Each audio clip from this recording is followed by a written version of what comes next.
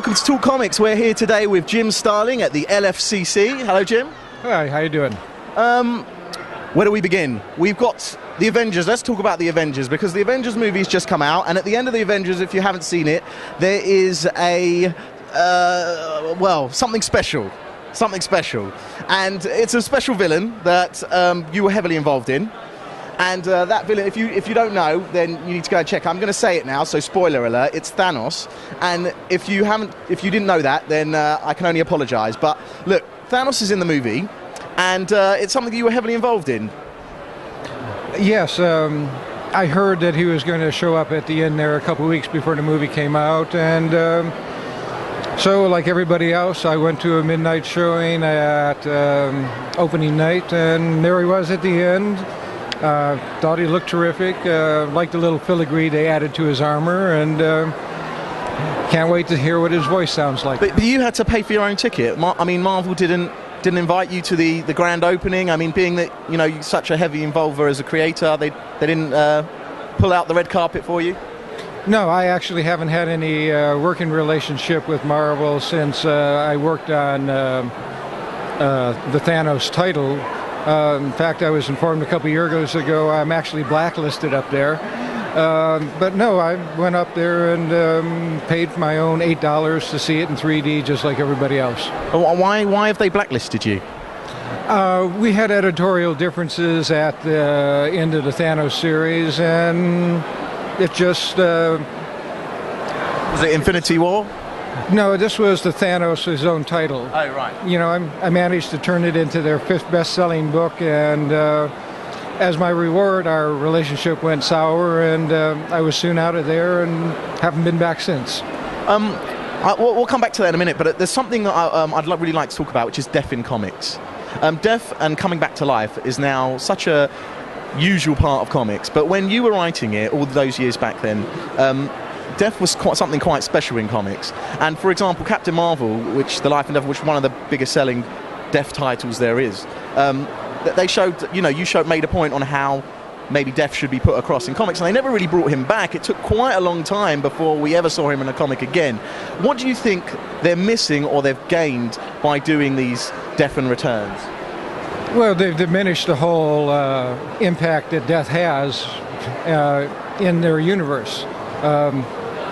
Just recently, I was, a couple years ago, I was supposed to do a story involving Hawkman, and we couldn't because they were going to kill him off.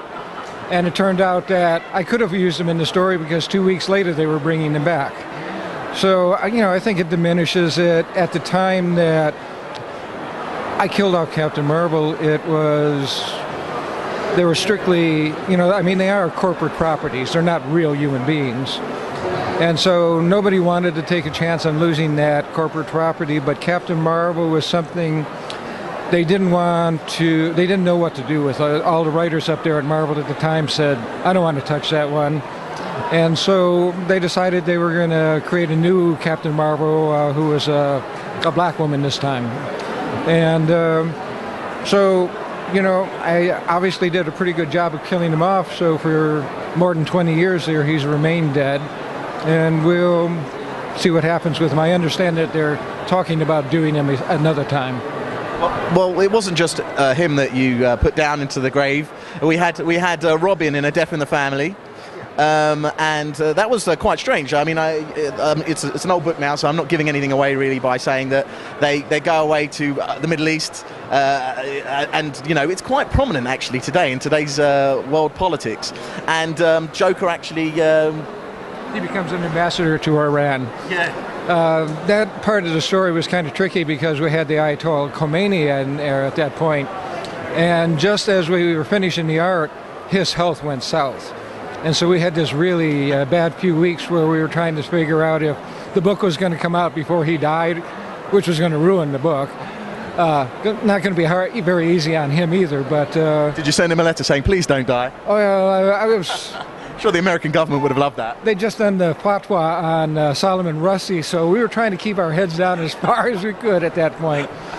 But the death of Robin was a whole different story, though. When they finally did have their vote, which they had on it. Yeah, they had a phone vote, didn't they? Yeah.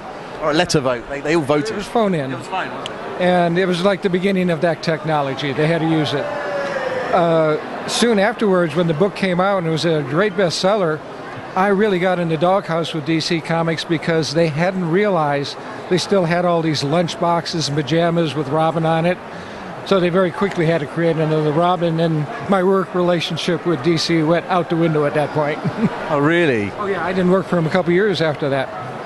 What in the big two is the first barrier that comes when you're trying to do something as a writer? What is the first barrier that you see today and back then that makes such a big difference to how writers are portrayed in this comic media that's going on?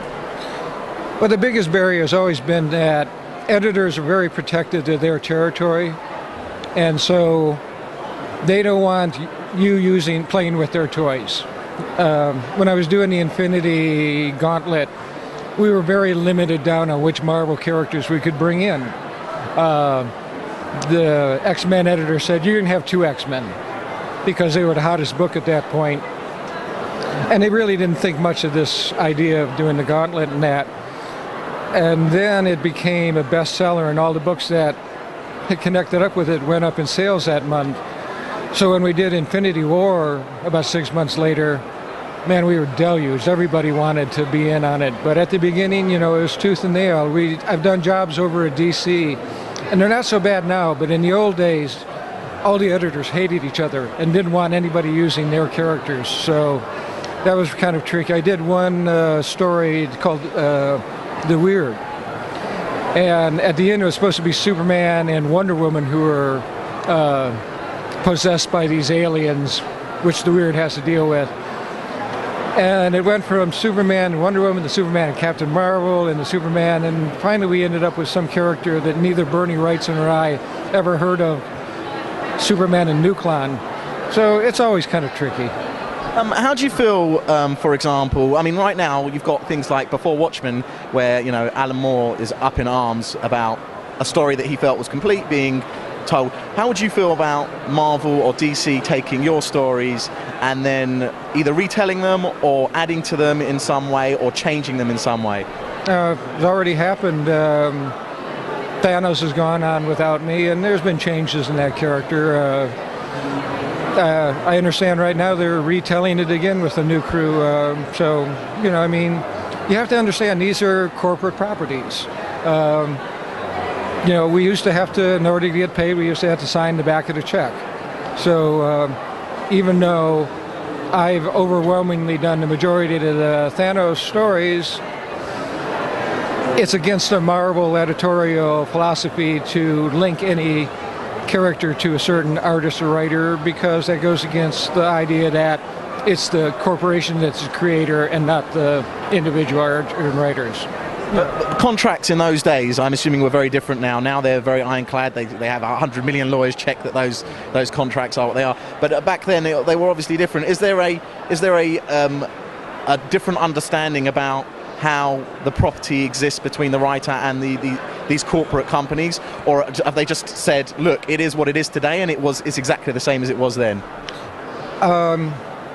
It depends on the time and the person involved, what the character is. Let's say like Marvel is still not doing anything for the Kirby family. Yes. But if you create a new character up at Marvel now, there's something called a new character agreement, where they say they'll give you a certain amount of money for different things.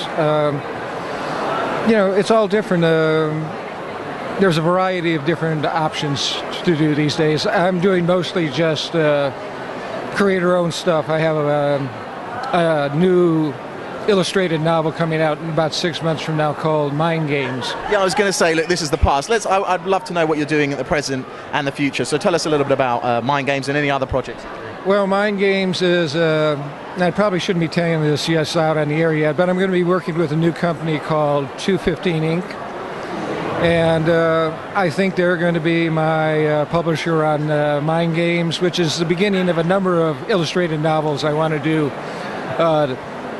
They're followed by another one called Lasgood's Boys, and these are all sort of set in the same environment as the Hardcore Station series I used to do for DC. Hardcore Station was my creation, so I'm setting these new stories, and Mind Games is about a telepathic shrink. So, it's got to be weird. What can I tell you? I do weird stories. If you could go back to yourself or 20 years ago or any other writer who looks up to you, and you could give them a piece of advice about their, create your own property or the future in writing, what would you tell them?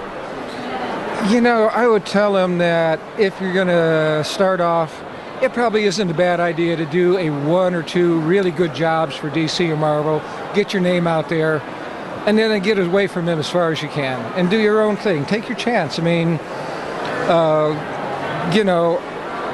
I got a little check for Marvel for Thanos showing up. It's about half of what I got for Mongol showing up in a video game the year before. There's just... You got to watch out for yourself, and corporations, our corporations, they are what they are. And you're better off doing your own thing and taking your own chances and getting the rewards for it.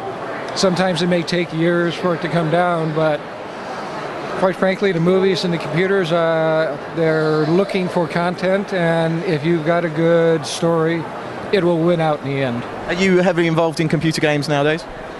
No. At one point I had a computer company, and we started off coloring comics, and we got into a computer game that we tried doing a breed. Managed to lose a lot of money and found that we had to go off and do CAD drawings for the Bahamas Atlantis Casino just to make up for all the money we had lost in the breed game. So I don't do many games now. Well, look, thank you so much for talking to us, Jim. It's been an honor. And I look forward to all your future projects, and I hope to see you again on the show soon. Thank you very much. Thank you very much. Thank you. See you again soon.